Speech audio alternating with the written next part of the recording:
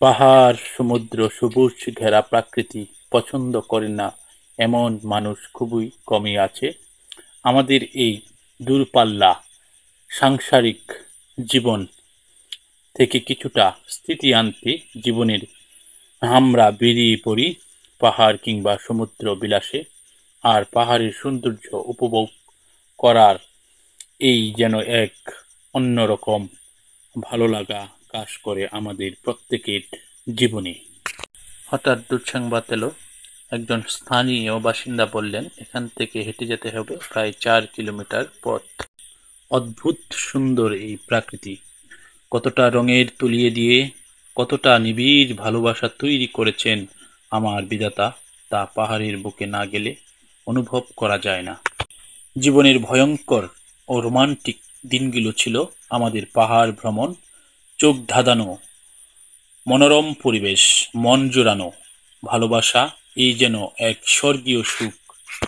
দেখতেই পাচ্ছেন বন্ধুরা, সামনে এক দিঘির মতো, বিশাল এক দিঘির মতো, ঝর্ণার মতো দেখা যাচ্ছে। আসলে এটি দিঘি নয়, এটি এখান থেকে পাথর খনন করার ফলে এরকম গর্ত সৃষ্টি হয়েছে। এর গভীরতা বিশাল, প্রায় 1500 ফুটের মতো গভীরতা হবে। এখানকার স্থানীয় বাসিন্দারা আমাকে বলেছেন, প্রকৃতি যে এত সুন্দর হয় তা হয়তো আমার চিন্তা, আমার কল্পনা শক্তির বাইরে ছিল। যদি না আজ আমি এই মেঘ ঢাকা পাহাড়ের কাছে আসতাম, আমার পুরো জীবন ব্যর্থ হতো যদি এই অপরূপ সৌন্দর্য লীলাভূমি, পাহাড় আর পাহাড় সৌন্দর্যে ঘেরা সেই টেকার ঘাট স্বপ্নের জায়গায় না আসতাম। দেখতেই পাচ্ছেন বন্ধুরা, ইন্ডিয়া বর্ডার পাহাড়, অপরূপ সৌন্দর্য সবুজে ঘেরা এই পাহাড়, অনেক সুন্দর সুন্দর জায়গা এখানে আছে। অনেকেই ছবি তুলে ভিডিও করে।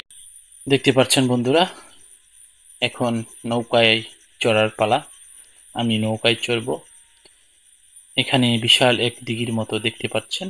আগেই বলেছিলাম এটা দিঘি নয়, এটা পাথর খনন করার ফলে এরকম গর্ত সৃষ্টি হয়েছে। এখানে পানি জমাট হয়ে রয়েছে, এটা প্রায় অনেক গভীর। এখন নৌকায় চড়ব।